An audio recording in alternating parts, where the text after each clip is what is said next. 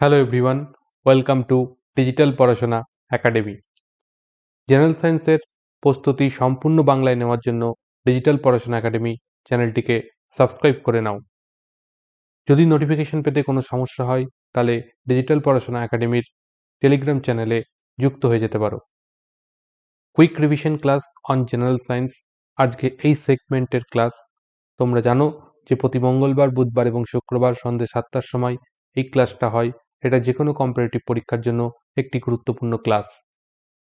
আজকের ক্লাসে আমরা যে আলোচনা করতে চলেছি তড়িৎ বিজ্ঞান বা ইলেকট্রিসিটি নিয়ে। আজকের ক্লাসের এই ইলেকট্রিসিটির দুটো পার্টে আসবে। আজকে একটা পার্ট হবে, আগামীকাল একটা পার্ট হবে। আজকের পার্টে আমরা প্রধানত ইলেকট্রিসিটি কি সেটা দেখব, কারেন্ট ফ্লো কিসের জন্য হয়, বিভব প্রভেদ কি, তড়িৎ প্রবাহ মাত্রা কি, রোধ কি, কুলম্বের সূত্র পড়ব, ওহমস ল পড়ব এবং তার সঙ্গে শ্রেণী সমবায় এবং দেখব সমান্তরাল সমবায়। এই বিষয়গুলো আজকের ক্লাসে পড়ব। নেক্সট ক্লাসে কিন্তু আমরা তড়িৎ প্রবাহের তাপীয় ফল এবং তার সঙ্গে সঙ্গে তার স্পেশাল কিছু কেস দেখব, যেগুলো থেকে কিন্তু পরীক্ষায় কোশ্চেন আসে এবং সেখান থেকে আমরা ফিউজ, ইলেকট্রিক বাল্ব এবং ঘরের যে ইলেকট্রিক কানেকশন এগুলো কিভাবে হয় সেই সমস্ত বিষয় আলোচনা করব নেক্সট ক্লাসে, অর্থাৎ পার্ট 2তে যে ক্লাসটা আসবে। তো আজকে ক্লাস শুরু করা যাক। দেখো, তড়িৎ বিজ্ঞান বা ইলেকট্রিসিটি। ইলেকট্রিসিটি কি যদি তোমাদের বলা হয়, ইলেকট্রিসিটি কিছুই না। মনে করো যে যদি একটা তার রয়েছে, এরকম ধরো একটা তার ধরে নিলাম, একটা তারের অংশ নিয়েছি। এই তার মানে একটা ধাতুর তৈরি। এই ধাতুর মধ্যে কি আছে? মুক্ত ইলেকট্রন আছে। সেই ইলেকট্রনগুলো যদি এবার আমরা ধাতুর এক পাশে আমরা নেগেটিভ চার্জ অ্যাপ্লাই করলাম, এক পাশে পজিটিভ চার্জ অ্যাপ্লাই করলাম, তাহলে এই পাশটায় কি অত্যাধিক মাত্রায় ঋণাত্মক চার্জগুলো রয়েছে, এই পাশটায় অত্যাধিক মাত্রায় ধনাত্মক চার্জ আছে। এবার প্রকৃতির সাধারণ নিয়ম সবকিছুকে নিউট্রালাইজ করা, তখন কি হবে? এই পজিটিভ চার্জ এখানে বেশি আছে, এদিকে নেগেটিভ চার্জ বেশি আছে, তাই নেগেটিভ চার্জগুলো কি করবে? এদিকে আসতে থাকবে। অর্থাৎ কি মুক্ত ইলেকট্রনগুলোর সঞ্চারণ হচ্ছে। তাই মুক্ত ইলেকট্রনগুলোর সঞ্চারণের মাধ্যমেই কি হচ্ছে? তার ফলে কি হচ্ছে? একটা তড়িৎ প্রবাহ সৃষ্টি হবে তারটার মধ্যে। এটাই হচ্ছে তড়িৎ প্রবাহ। তাই দেখো বলছে যে সাধারণত ইলেকট্রন আদান প্রদানের মাধ্যমেই তড়িৎ প্রবাহিত হয়। ইলেকট্রনগুলি হলো ধাতুর পরমাণুতে অবস্থিত সবচেয়ে দুর্বল ইলেকট্রন, যা মুক্ত ইলেকট্রন নামে পরিচিত। আমাদের কিছুক্ষণ আগে বুঝিয়ে দিলাম। এই ইলেকট্রনের আদান প্রদানের মাধ্যমেই তড়িৎ আধানের সৃষ্টি হয়।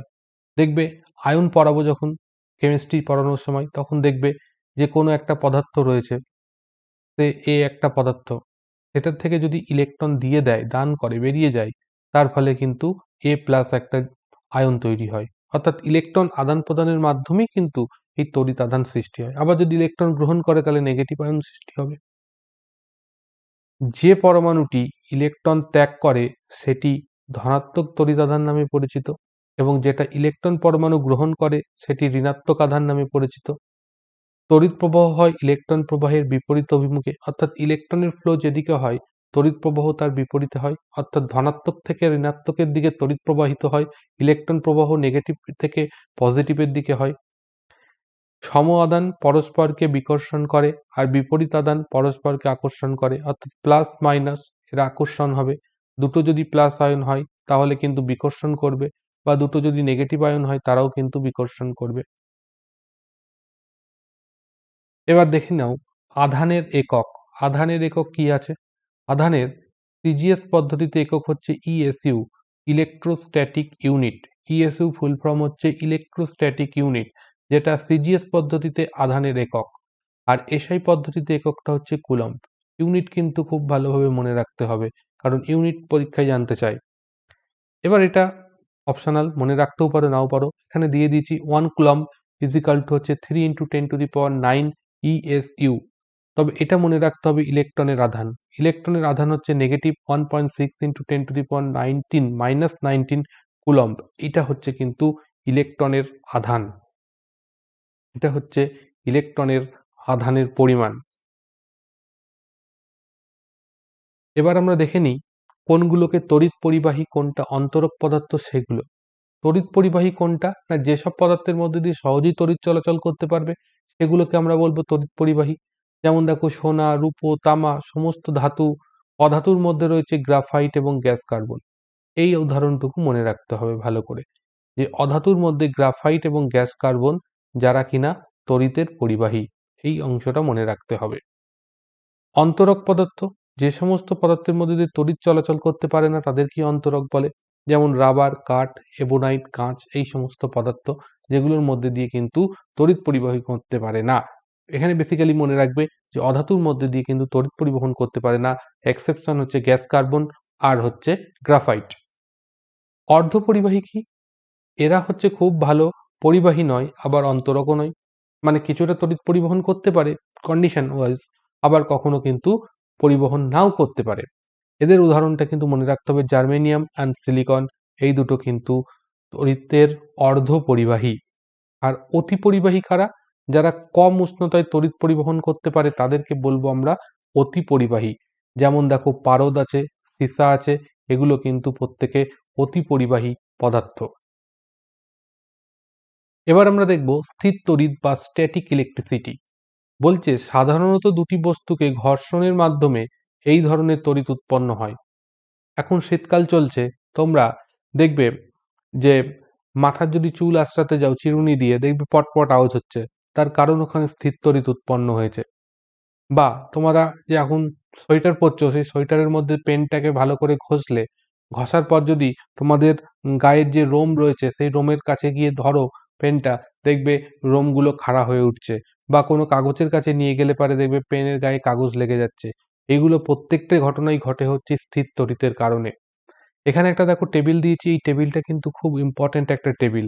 এখান থেকে কিন্তু পরীক্ষায় কোশ্চেন অবশ্যই আসতে পারে এবং কোশ্চেন আসে। সেই টেবিলটাই কি বলা হয়েছে, যে এখানে যে কোনো দুটি বস্তুকে, এই টেবিলের যে 12টা বস্তু দেওয়া হয়েছে তার মধ্যে যে কোনো দুটি বস্তুকে যদি ঘর্ষণ করা হয়, অর্থাৎ একটা বস্তুকে আরেকটা বস্তু দিয়ে ঘষা হয়, তাহলে ক্রমিক সংখ্যা অনুসারে, অর্থাৎ এই 1 2 যে সংখ্যা আছে এই সংখ্যা অনুসারে প্রথমটাতে ধনাত্মক আধান, দ্বিতীয়টাতে ঋণাত্মক আধান সৃষ্টি হবে। অর্থাৎ মনে করো এখানে থাকা দুটো বস্তু নিলাম, কাঁচ এবং রেশম নিলাম। কাঁচ এবং রেশমকে যদি আমরা ঘষি, অর্থাৎ একটা কাঁচের টুকরোকে আমরা যদি রেশম দিয়ে ঘষি, তাহলে পারে কিন্তু কাঁচের মধ্যে ধনাত্মক চার্জ উৎপন্ন হবে, রেশমের মধ্যে নেগেটিভ চার্জ উৎপন্ন হবে। এখানে এই চারটা এটাই বলা হয়েছে। পরীক্ষার সময় তোমাদেরকে এরকম র্যান্ডামলি দুটো তুলে দেবে, হয়তো বলল একটা এবোনাইটের দণ্ডকে পশম দিয়ে ঘষা হলো, তাহলে কোনটাতে ধনাত্মক আধান উৎপন্ন হবে? তাহলে যেহেতু দেখে নাও পশম হচ্ছে 1 নম্বরে রয়েছে আর এবোনাইট পরে আছে, তাই জন্য কি হবে, পশমে হবে ধনাত্মক চার্জ, এবোনাইটে হবে নেগেটিভ চার্জ। এইরকম ভাবে কিন্তু পরীক্ষায় প্রশ্ন আসতে পারে। আবার বলতে পারে যে একটা পশম দিয়ে একটা ধাতব পদার্থকে ঘষা হলো, তাহলে কোনটাতে ঋণাত্মক চার্জ উৎপন্ন হবে? তো এখানে অবশ্যই ধাতব পদার্থে ঋণাত্মক চার্জ উৎপন্ন হবে, কারণ এই যে তড়িৎ শ্রেণীটা রয়েছে এখানে কিন্তু পশম আগে, ধাতব পদার্থ পরে আছে। তাই যেটা আগে থাকবে তাতে ধনাত্মক চার্জ, যেটা পরে থাকবে তাতে ঋণাত্মক চার্জ উৎপন্ন হবে। এবার আমরা চলে আসছি কুলম্বের সূত্র। কুলম্বের সূত্র হচ্ছে দুটো আধানের মধ্যে আকর্ষণ এবং বিকর্ষণ বল সংক্রান্ত যে সূত্র, সেটাই হচ্ছে কিন্তু কুলম্বের সূত্র। এর আগে আমরা নিউটনের মহাকর্ষ সূত্র পড়িয়েছিলাম, সেখানে বলেছিলাম যে দুটো বস্তু পৃথিবীতে থাকা বা এই মহাবিশ্বে থাকা যে কোনো দুটো বস্তুর মধ্যে একটা আকর্ষণ বল কাজ করে। সেই আকর্ষণ বলটার মান হচ্ছে এফ ইজ প্রপোর্শনাল ছিল কি, বস্তু দুটোর ভর এর গুণফলের সঙ্গে সমানুপাতিক এবং তাদের মধ্যেকার দূরত্বের বর্গের ব্যস্তানুপাতিক। এটাই ছিল হচ্ছে নিউটনের মহাকর্ষ সূত্র। এবার কুলম্বের সূত্রে আমরা সেই একই জিনিস পড়ব, কিন্তু এখানে চলে আসবে আধান। বলছে দুটি বিন্দু আধানের মধ্যে আকর্ষণ ও বিকর্ষণ বল আধান দুটির গুণফলের সমানুপাতিক।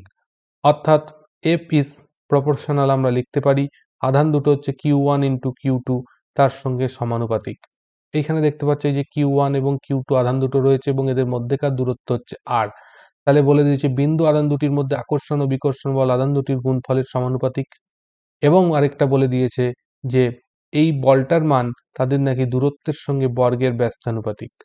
এবার যদি আমরা লিখি প্রপোর্শনাল সাইন তুলতে গিয়ে এইভাবে যদি লেখা যায়, তাহলে Q1 into Q2 divided by R square. That is এখান থেকে আমরা লিখতে পারি প্রপোর্শনাল সাইন তুলে দিয়ে, তাহলে সেটা F ইজিক্যাল টু এখানে একটা K নিলাম কনস্ট্যান্ট, নিয়ে Q1 into Q2 divided by হচ্ছে R স্কোয়ার। এই হচ্ছে কিন্তু সূত্রটা।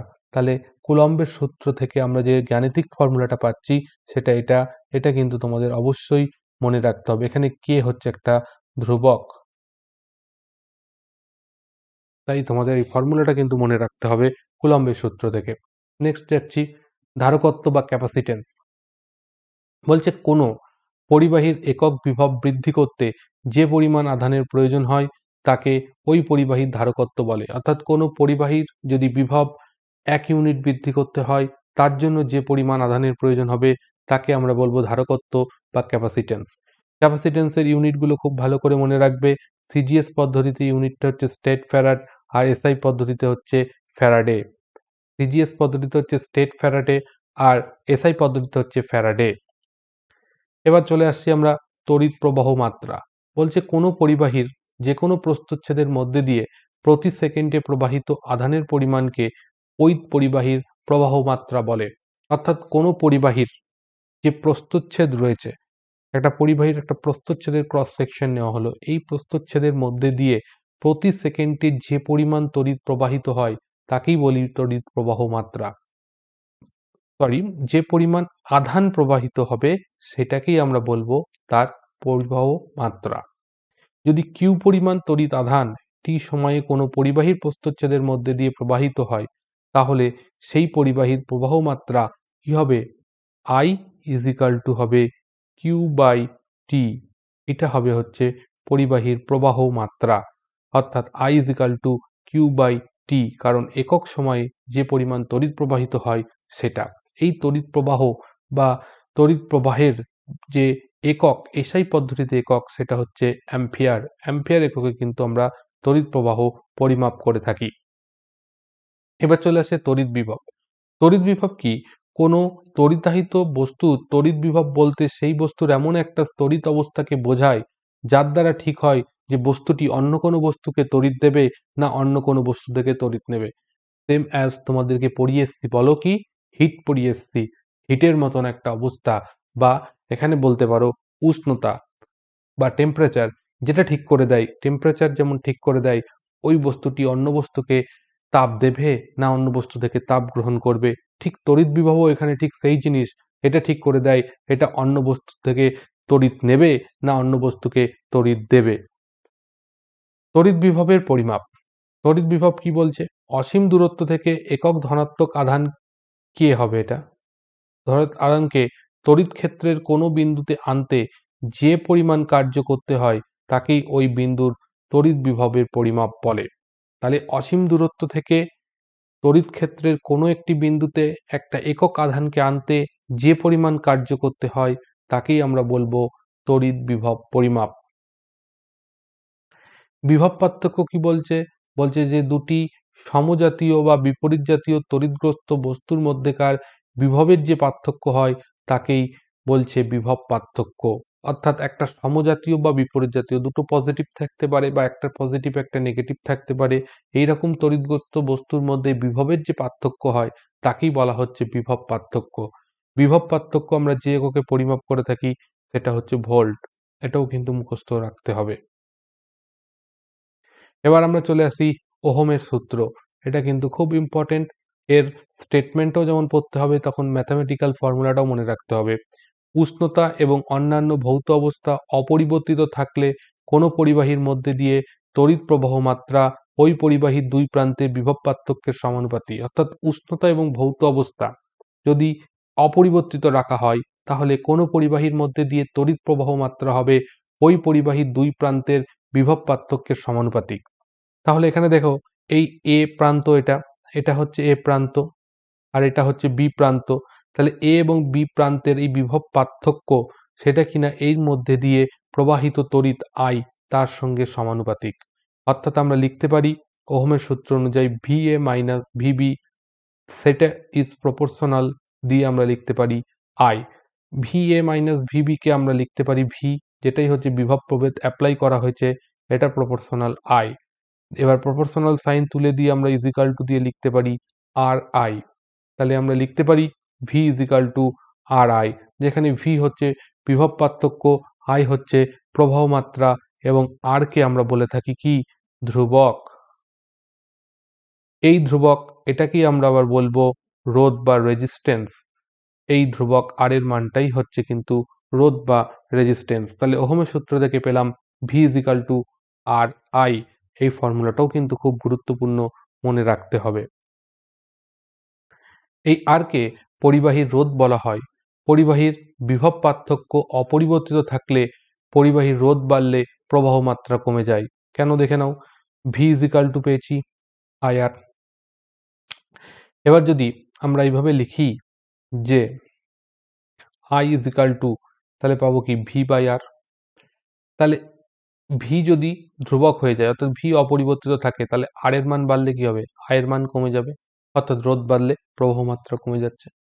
তাহলে বলছে কোনো পরিবাহীর দুই প্রান্তে বিভব প্রভেদ এবং পরিবাহীর মধ্যে দিয়ে তড়িৎ প্রবাহের মাত্রার অনুপাতকেই পরিবাহীর রোধ বলে। তাহলে আমরা লিখতে পারি এখান থেকে, এই ইকুয়েশনটা থেকে যদি আমরা লিখি যে আর ইজ ইকাল টু, আমরা লিখতে পারি ভি বাই আই, অর্থাৎ কোনো পরিবাহীর দুই প্রান্তের বিভব প্রভেদ এবং পরিবাহীর মধ্যে দিয়ে তড়িৎ প্রবাহ, তার অনুপাতকেই আমরা বলে থাকি পরিবাহীর রোধ। এই রোধ পরিমাপ করা হয় কিসে না, ওহম এককের সাহায্যে রোধ পরিমাপ করা হয়। নিম্নলিখিত ক্ষেত্রগুলিতে ওহমের সূত্র প্রযোজ্য হয় না, যেমন ডায়োড ভাল্ব, এটা বাল্ব না, এটা ভাল্ব হবে, ভয়াকার হবে। ট্রায়োড ভাল্ব, এগুলোর ক্ষেত্রে কিন্তু কি হয় না, ওহমের সূত্র প্রযোজ্য হয় না। এছাড়া অর্ধপরিবাহী, তড়িৎ বিশ্লেষ্য পদার্থ, নিম্নচাপে থাকা গ্যাস, এগুলোর ক্ষেত্রে কিন্তু ওহমের সূত্র প্রযোজ্য হয় না। এবার রোধের পরিবর্তনশীলতা, রোধ কি কি বিষয়ের উপর নির্ভর করে সেটা আমরা দেখে নেব। বলছে একই প্রস্থচ্ছেদ এবং একই উপাদানের বিভিন্ন পরিবাহীর রোধ তাদের দৈর্ঘ্যের সমানুপাতিক হয়। অর্থাৎ আমরা বলতে পারি আর ইজ প্রপোর্শনাল এল, অর্থাৎ দৈর্ঘ্য যদি বৃদ্ধি পায় তাহলে রোধ বৃদ্ধি পাবে, দৈর্ঘ্য কমলে রোধ কম হবে। একই দৈর্ঘ্যের একই উপাদানের বিভিন্ন পরিবাহীর রোধ তাদের প্রস্থচ্ছেদের ক্ষেত্রফলের ব্যস্তানুপাতিক। অর্থাৎ এক্ষেত্রে আমরা লিখতে পারি আর ইজ প্রপোর্শনাল 1/a, এ হচ্ছে প্রস্থচ্ছেদের ক্ষেত্রফল। তাহলে এক্ষেত্রে কি হবে, যদি প্রস্থচ্ছেদের ক্ষেত্রফল বড় হয় তাহলে রোধ কম হবে, প্রস্থচ্ছেদের ক্ষেত্রফল যদি সরু হয় তাহলে কি হবে, রোধ কম হবে। যেমন মনে করো একটা মোটা তার, তার কিন্তু রোধ কম, কিন্তু একটা সরু তার, তার রোধ কিন্তু হবে কি, বেশি হবে। এটাই হচ্ছে এখানে বলা হলো। এবার বলছে একই দৈর্ঘ্য এবং একই প্রস্থচ্ছেদের বিভিন্ন পরিবাহীর রোধ তাদের উপাদানের ওপর নির্ভর করে। এটা কিভাবে করে, দেখো আমরা পেলাম আর ইজ প্রপোর্শনাল এল পেয়েছি এবং আর ইজ প্রপোর্শনাল 1/a পেয়েছি।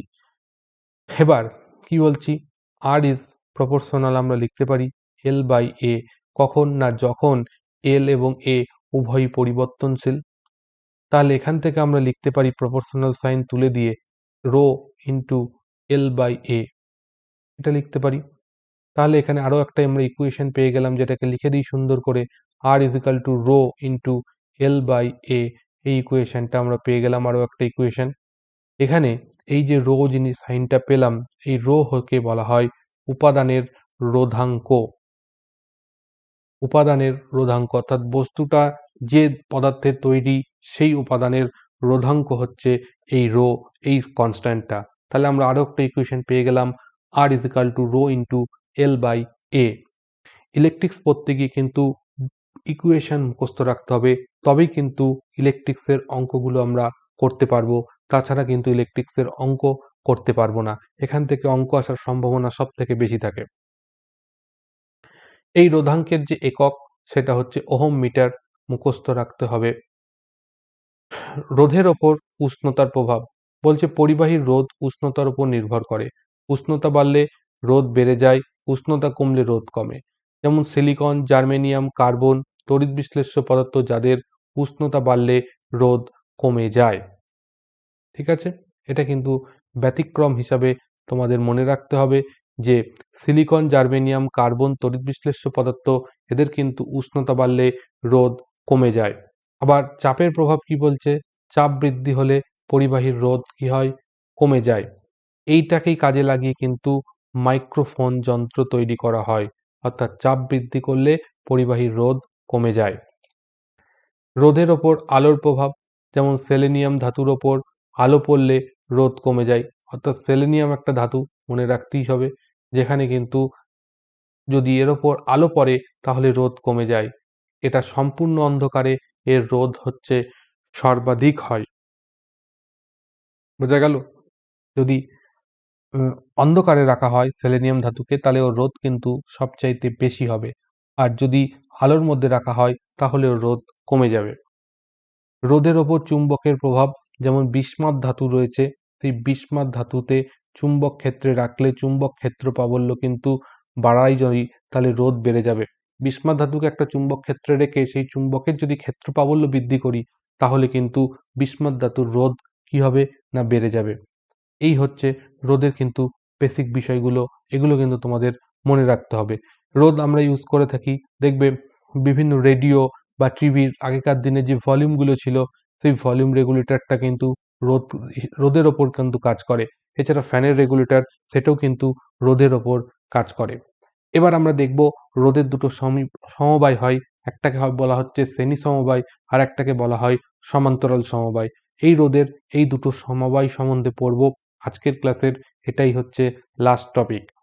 এবার আমরা দেখো শ্রেণী সমবায়, অর্থাৎ আমরা মনে করো কতগুলো রোধকে আমরা পরপর যুক্ত করে দিয়েছি। ঠিক এখানে ছবিতে যেমন দেখানো হয়েছে সার্কিটটাই, ঠিক সেই রকম ভাবে আমরা তিনখানা রোধকে এইভাবে যুক্ত করে দিয়েছি পরপর, একটা শেষ প্রান্তের সঙ্গে আরেকটাকে, আরেকটা শেষ প্রান্তের সঙ্গে আরেকটাকে। ঠিক এইভাবে যুক্ত করলে পারে যে সমবায়টা গঠিত হয় সেটাকেই আমরা বলে থাকি শ্রেণী সমবায়। এটাই হচ্ছে রোধের শ্রেণী সমবায়। আমরা এখানে কি দেখব যে রোধের শ্রেণী সমবায়ের ক্ষেত্রে তুল্য রোধের পরিমাণ কি হবে সেটা আমরা দেখব। তার আগে এখানে তোমাদের কটা কথা বলে রাখি। একটা কথা ইম্পর্টেন্ট, সেটা বলছি যে শ্রেণী সমবায়ের ক্ষেত্রে কিন্তু যে প্রত্যেকটা রোধের মধ্যে দিয়ে তড়িৎ প্রবাহ যে হচ্ছে, অর্থাৎ আই যে তড়িৎ প্রবাহ হচ্ছে, এর মানটা কিন্তু ফিক্সড থাকে, অর্থাৎ আয়ের মান কিন্তু প্রত্যেকটা রোধের মধ্যে দিয়েই সমান হয়। এখানে কি পরিবর্তিত হয় শ্রেণী সমবায়ের ক্ষেত্রে? মনে রাখবে শ্রেণী সমবায়ের পরিবাহের ক্ষেত্রে শ্রেণী সমবায়ের মধ্যে কিন্তু বিভব পার্থক্য আলাদা হয়, অর্থাৎ প্রত্যেকটা রোধের মধ্যে দিয়ে কিন্তু বিভব পার্থক্য আলাদা আলাদা হয়ে যায়। তাই এই দুটো পয়েন্ট কিন্তু মনে রাখতে হবে। শ্রেণী সমবায়ের ক্ষেত্রে তড়িৎ প্রবাহ প্রত্যেকটা রোধের মধ্যে দিয়ে সমান হয়, কিন্তু প্রত্যেকটা রোধের মধ্যে দিয়ে বিভব পার্থক্য আলাদা হয়ে যায়। এটা হচ্ছে শ্রেণী সমবায়ের ক্ষেত্রে। তাহলে বিভব পার্থক্য যদি আলাদা হয়ে যায়, আমি যদি টোটাল ভি ভোল্ট এর মধ্যে অ্যাপ্লাই করি তাহলে প্রত্যেকটা রোধের মধ্যে দিয়ে আমার কি হচ্ছে বিভব পার্থক্য যেটা হবে সেটার যোগফলটাই মোট ভি। কারণ এখানে আমরা ভি ভোল্টের কি ব্যাটারি অ্যাপ্লাই করেছি ভি ভোল্টের, তাহলে এই ভি ভোল্টটাই তো তিনটের মান যোগ হবে, তাই আমরা সেটাই করলাম। এবার আমরা কি পেয়েছি, ওহমের সূত্র থেকে পেয়েছি যে ভি ইজ ইকাল টু হয় কি আই আর। এটার থেকে আমরা লিখতে পারি V one is equal to I R one, এটাকে লিখতে পারি আই আর টু, এটাকে লিখতে পারি আই আর থ্রি। এখান থেকে আমরা আই কমন নিয়ে লিখে দিতে পারি আর ওয়ান প্লাস আর টু প্লাস আমরা লিখতে পারি আর থ্রি, এটা লিখতে পারি। এবার আমি যদি এই তিনটে রোধ ব্যবহার করার পরিবর্তে আমরা যদি একটা রোধ ইউজ করতাম যেটাকে তুল্য রোধ বলছি, তাহলে এই তুল্য রোধ যদি ব্যবহার করতাম সেটা ইন্টু আই ইজিক্যাল টু আমরা লিখতে পারতাম ভি। তাহলে এই ওপরের যে ইকুয়েশনটাই যে পেলাম, এই ইকুয়েশনটাই যদি আমরা ভি এর জায়গায় আমরা আই আর বসিয়ে দিই তাহলে আমরা কি পাই, এটা পাই। দুদিক থেকে যদি আই ক্যান্সেলেট করে দিই তাহলে আমরা পেয়ে যাব আর is equal to R one plus R two plus R three, এটা পাবো। ঠিক, তাহলে শ্রেণী সমবায়ের ক্ষেত্রে যদি আমাদের তুল্য রোধ বের করতে হয় তাহলে কি করব, ওই যে রোধগুলো রয়েছে প্রত্যেকটা রোধকে যোগ করে দেবো, তাহলে পারি কিন্তু আমরা তুল্য রোধ পেয়ে যাব শ্রেণী সমবায়ের ক্ষেত্রে। এটা কিন্তু ম্যাথ করার জন্য কাজে লাগবে, তাই এটা কিন্তু খুব ইম্পর্টেন্ট একটা ফর্মুলা। এখানে তোমাদের বলে রেখে দিই যে শ্রেণী সমবায়ের ক্ষেত্রে এই তুল্য রোধের মানটা কিন্তু শ্রেণী সমবায়ে যে কটা রোধ যুক্ত করা হয় তার মধ্যে যে সর্বোচ্চ রোধ তার থেকেও কিন্তু আর এর মানটা বড় হয়। তাহলে শ্রেণী সমবায়ে যুক্ত সমস্ত রোধের থেকে বড় হয় হচ্ছে তুল্য রোধের মান। এবার সমান্তরাল সমবায়, সমান্তরাল সমবায় কি করব, একই বিভব পার্থক্য থাকতে হবে, কিন্তু দুটো রোধকে আমরা ঠিক এখানে ছবিতে যেভাবে যুক্ত করা হয়েছে সেই সঙ্গে, একটার শেষে আরেকটা না, দুটো রোধের দুই মাত্রাকে একসঙ্গে যুক্ত করে দিয়েছি। দিলে পারে যে সমবায়টা তৈরি হবে সেটাকে আমরা বলছি সমান্তরাল সমবায়। সমান্তরাল সমবায়ের ক্ষেত্রে তোমরা যেটা মনে রাখবে সেটা হলো কি, সমান্তরাল সমবায়ের ক্ষেত্রে কিন্তু বিভব প্রভেদ ঠিক থাকে, ফিক্স থাকে। বিভব প্রভেদের কোনো চেঞ্জ হয় না। এখানে কি হয়, এখানে যেটা হচ্ছে তড়িৎ প্রবাহ সেটা আলাদা হয়ে যায়, অর্থাৎ প্রত্যেকটা রোধের মধ্যে দিয়ে আলাদা তড়িৎ প্রবাহ প্রবাহিত হয়। তাহলে আমরা কি জানি, আমরা যে ভোল্ট দিয়েছি তার ফলে কিন্তু আই পরিমাণ তড়িৎ প্রবাহ যাচ্ছে, কিন্তু সেটা এখানে এসে কিন্তু দুদিকে ভাগ হয়ে যাচ্ছে। তাহলে আমরা লিখতে পারি যে I is equal two I1 plus I2। এবার ওহমের সূত্র থেকে আমরা লিখতে পারি যে I is equal two I1 এর জায়গায় আমরা বসিয়ে দিতে পারি V by R1 plus V by R2, এটা লিখতে পারি। বা এখান থেকে সিম্পলিফাই করে লিখতে পারি V equal to 1 by R1 plus 1 by R2, এটা লিখতে পারি। এবার যদি ধরে নিই যে এই পরিবাহীটার তুল্য রোধ R, তাহলে R যদি হয় তাহলে আমরা লিখতে পারি I ইজ ইকাল টু কি লিখতে পারি V বাই R। এখানে যদি I এর জায়গায় সেই মানটা বসিয়ে দিই তাহলে কি পাবো, V by R is equal to V into 1 by R1 plus 1 by R2। তাহলে দুদিক থেকেই যদি আমাদের V ক্যান্সেল আউট করে দিই তাহলে আমরা ফাইনাল যে ইকুয়েশনটা পাবো 1 by R is equal to 1 by R1 plus 1 by R2। তাহলে এই ইকুয়েশনটা তোমাদের মনে রাখতে হবে। এটা দ্বারা কিন্তু আমরা শ্রেণী সমবায়ের ক্ষেত্রে তুল্য রোধের মান নির্ণয় করতে পারবো। এখানে তিনটে থাকলে R1 R2 plus 1 by R3 এভাবে পরপর চলতে থাকবে। এখানে তোমরা মনে রাখবে যে শ্রেণী সমবায়ের এখানে তোমরা মনে রাখবে যে সমান্তরাল সমবায়ের ক্ষেত্রে কি হয়, যে তুল্য রোধের মানটা হয় শ্রেণী সমবায়ে যুক্ত সমস্ত রোধের মধ্যে ক্ষুদ্রতম যে রোধ তার থেকেও এই তুল্য রোধের মানটা কম হয়। তাহলে আশা করছি আজকের ক্লাসটা তোমরা বুঝতে পেরেছো। যদি কোনো প্রবলেম থাকে অবশ্যই কমেন্ট করে আমাকে জানাও, আমি সেটার উত্তর দেওয়ার চেষ্টা করব। আজকের ক্লাস তাহলে এখানেই শেষ করছি। তোমরা কিন্তু এই ক্লাসটার পাশাপাশি টপ 500 জেনারেল সায়েন্সের এমসিকিউ ক্লাসটা করবে, এবং ফিজিক্সের এই কুইক রিভিশন ক্লাস প্রায় শেষ হয়ে এসেছে, আর হয়তো 4টে কি 5টা ক্লাস হবে। তাই তোমাদের বলছি এরপর তোমরা কোন ক্লাস চাও সেটা কমেন্ট করে জানিও, আমি সেই বিষয়ের ওপর বা সেই টপিকের ওপর তোমাদেরকে ক্লাস করিয়ে দেবো। তাই জন্য তোমরা অবশ্যই কমেন্ট করো, কমেন্ট করা ছাড়া কিন্তু আমি বুঝতে পারবো না তোমাদের কি প্রয়োজন। তাই তোমাদের চাহিদা জানানোর জন্য অবশ্যই কমেন্ট করো। আজকের ক্লাসটা যদি ভালো লেগে থাকে অবশ্যই লাইক করবে এবং তোমার বন্ধুদের মধ্যে ক্লাসটা শেয়ার করো, এবং যদি তোমরা নতুন হয়ে থাকো তাহলে চ্যানেলটি সাবস্ক্রাইব করে নাও, এবং যারা চ্যানেলটি সাবস্ক্রাইব করে রেখেছো তোমার বন্ধুদেরকে বলো চ্যানেলটি সাবস্ক্রাইব করতে, এবং অবশ্যই করে তোমরা কিন্তু লাইক করো। তোমরা যদি লাইক করো তবে কিন্তু আমরা আরো ভালো ক্লাস করানোর জন্য এনার্জি পাই। তাই প্রত্যেককে বলবো যদি ভালো লাগে অবশ্যই লাইক করো। সবাইকে ধন্যবাদ। নেক্সট ক্লাসটা অবশ্যই করো, কারণ নেক্সট ক্লাসটা আরো একটা গুরুত্বপূর্ণ ক্লাস হতে চলেছে।